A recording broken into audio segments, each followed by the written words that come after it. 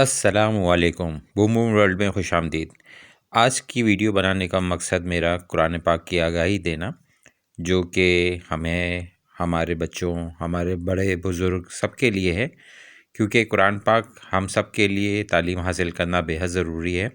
اس کی بنیادی وجہ ایک تو آج کل کے حالات اور اس میں ہماری مصروفیات ہیں، جس کی وجہ سے ہم قرآن پاک پڑھنے میں اور اس کے بارے میں اپنے بچوں کو آگاہی دینے سے قاصر ہیں، جس کی وجہ سے آج میں نے یہ ٹاپک چنا ہے، کیونکہ میں یہ چاہتا ہوں کہ ہم، جس میں باشمول میں بھی شامل ہوں، میں خود اور اپنی اولاد، اپنے لوگ، اپنے جاننے والوں کو اس چیز کے بارے میں تلقین کر سکوں کہ قرآن پاک پڑھنا انتہائی ضروری ہے ہم سب کے لیے، اور جس کے لیے بہت آسان طریقہ کار اب آ گئے ہیں۔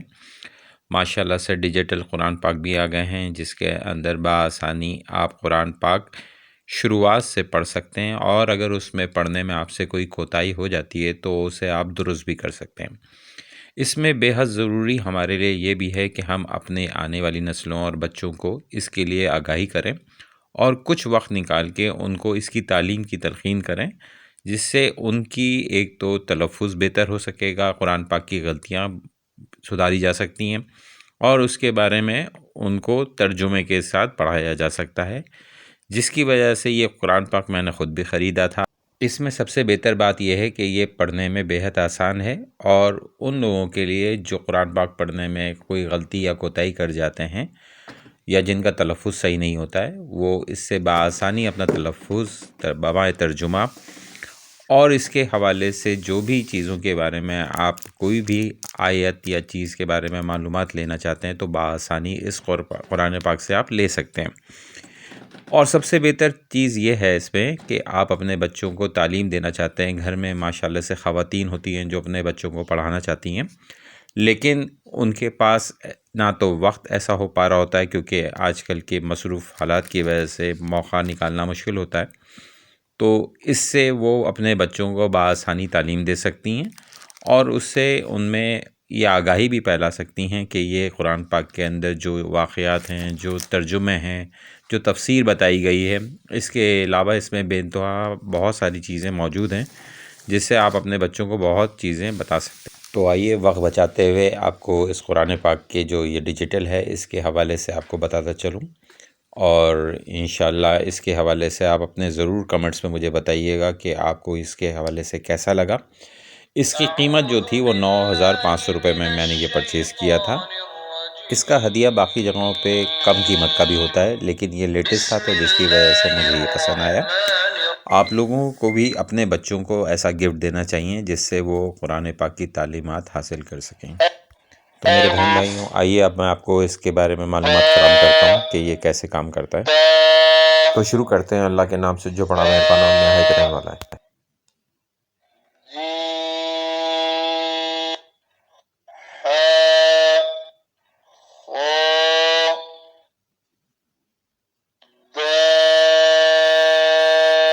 أعوذ بالله من الشيطان الرجيم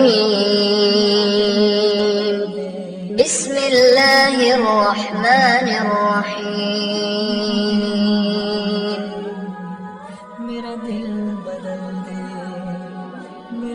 قصص الانبیاء، قرآن مجید میں ذکر کردہ انبیاء کرام علیہ السلام کا تعارف، واقعات، محل وقوع اور ذکر مبارک کی نشاندہی، جسے اورنج نارنجی رنگ کی لائن سے واضح کیا گیا ہے۔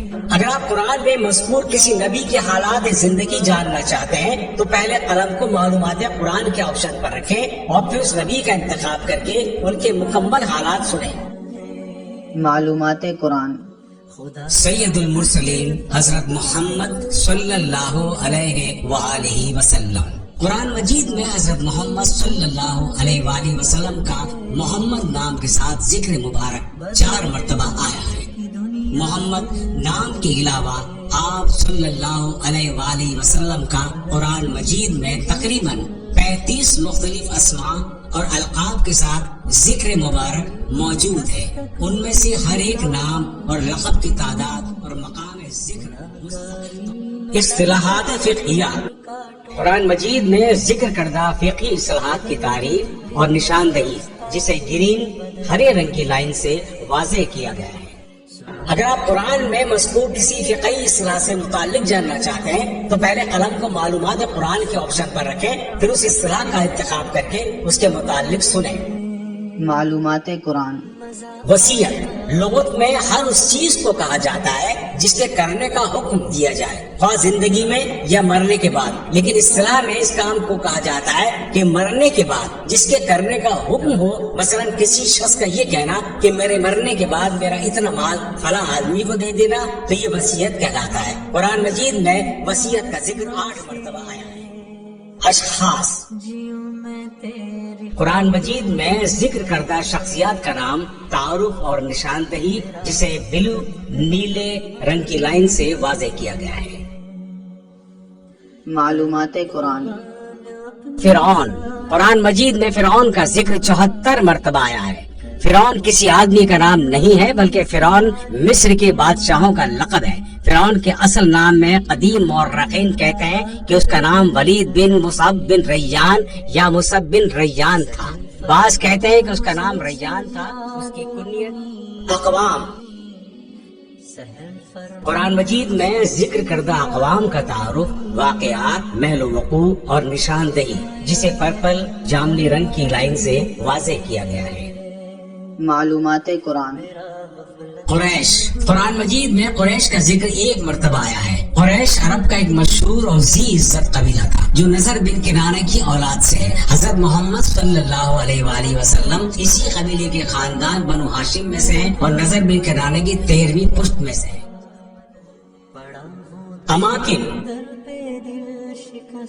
قرآن مجید میں ذکر کردہ مقامات کا تعارف، محل وقوع اور نشاندہی جسے پنک گلابی رنگ کی لائن سے واضح کیا گیا ہے۔ معلومات قرآن۔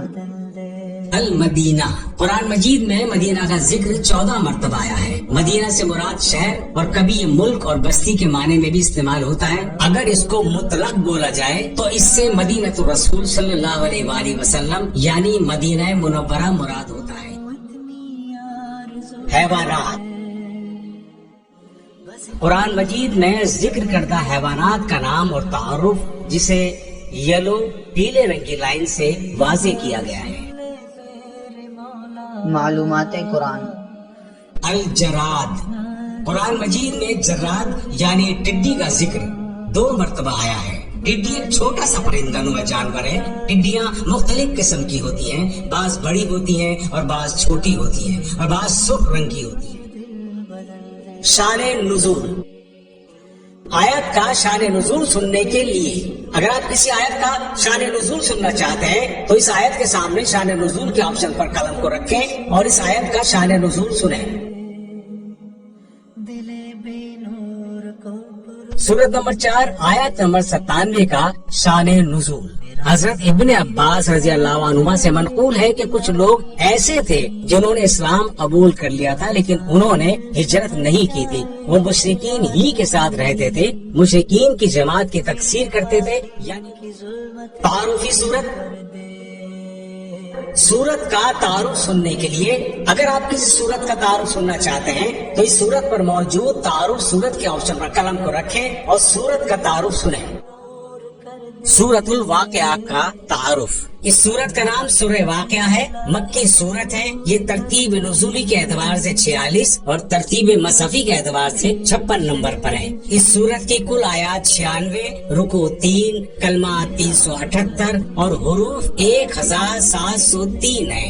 سورہ واقعہ کی فضیلت حافظ ابن عساکر رحمت اللہ علیہ نے حضرت عبداللہ بن مسعود رضی اللہ تعالیٰ عنہ کے حوالے سے روایت نقل کی ہے کہ انہوں نے رسول اللہ صلی اللہ علیہ وآلہ وسلم سے سنا کہ جو شخص سورہ واقعہ ہر رات پڑھ لیا کرے اسے ہرگز فاقہ نہ پہنچے گا۔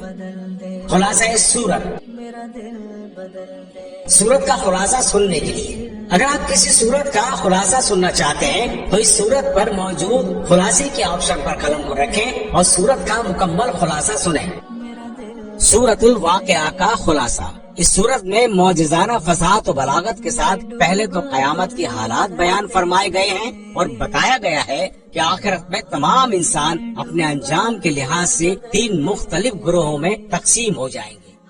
فضیلت آیت، اگر آپ کسی آیت کی فضیلت سننا چاہتے ہیں تو اس آیت کے سامنے فضیلت آیت کے آپشن پر قلم کو رکھیں اور اس آیت کی فضیلت سنیں۔ سورت نمبر 2 آیت نمبر 156، إنا لله وإنا إليه راجعون۔ فضیلت، حدیث مبارکہ میں ہے کہ جب بندے کا کوئی بچہ فوت ہو جائے تو اللہ تعالیٰ اپنے فرشتوں سے فرماتے ہیں کہ تم نے میرے بندے کے بچے کو قبض کر دیا۔ وہ کہتے ہیں کہ ہاں، پھر اللہ تعالیٰ فرماتے ہیں کہ تم نے اس کے دل کے پھل کو قبض کر لیا۔ وہ کہتے ہیں کہ ہاں، اللہ تعالیٰ فرماتے ہیں کہ میرے بندے نے کیا کہا۔ امثال القرآن، اگر آپ قرآن میں مذکور کسی مثال کے بارے میں جاننا چاہتے ہیں تو اس کے سامنے امثال القرآن کے آپشن پر قلم کو رکھیں اور اس مثال کے متعلق سنیں۔ سورہ کہف آیت نمبر 45، دنیا کی بے ثباتی کی مثال۔ اس آیت میں دنیا کی بے ثباتی کی ایک مثال دی گئی ہے کہ دنیا کی مثال ایسی ہے جیسے اللہ تعالیٰ نے آسمان سے پانی برسایا اور اس پانی کی وجہ سے زمین سے پیدا ہونے والی چیزیں ظاہر ہوئی۔ امانی فی القرآن، اگر آپ قرآن میں مذکور کسی تمنا اور آرزو کے بارے میں جاننا چاہتے ہیں تو اس آیت کے سامنے تمنا کے آپشن پر قلم کو رکھیں اور اس کے متعلق سنیں۔ سورت نمبر 89 آیت نمبر 24 کا ترجمہ کہے گا، کاش میں اپنی زندگی یعنی جاویدانی کے لیے کچھ آگے بھیجا ہوتا۔ وضاحت، جب قیامت کے دن جہنم کو لایا جائے گا تو اس دن انسان کے سمجھ میں آ جائے گا، لیکن اس وقت سمجھنے کا کوئی فائدہ نہیں ہوگا، اس لیے کہ سمجھنے کا وقت تو دنیا میں تھا۔ صدق اللہ العظیم۔ تو امید کرتا ہوں آپ لوگوں کو یہ ویڈیو پسند آئی ہوگی۔ اگر ویڈیو پسند آئے تو لائک، شیئر اور سبسکرائب ضرور کیجیے گا، اور آپ لوگوں سے دعاؤں کی درخواست ہے۔ انشاءاللہ رمضان آنے والا ہے، رمضان کی توسط سے آپ مجھے بھی اپنی دعاؤں میں یاد رکھیے گا۔ میں کوشش کروں گا کہ اس طرح کی ہی ویڈیوز آپ لوگ کے لیے بنا سکوں جو آپ کی اور میری اصلاح کر سکے۔ السلام علیکم ورحمۃ اللہ وبرکاتہ۔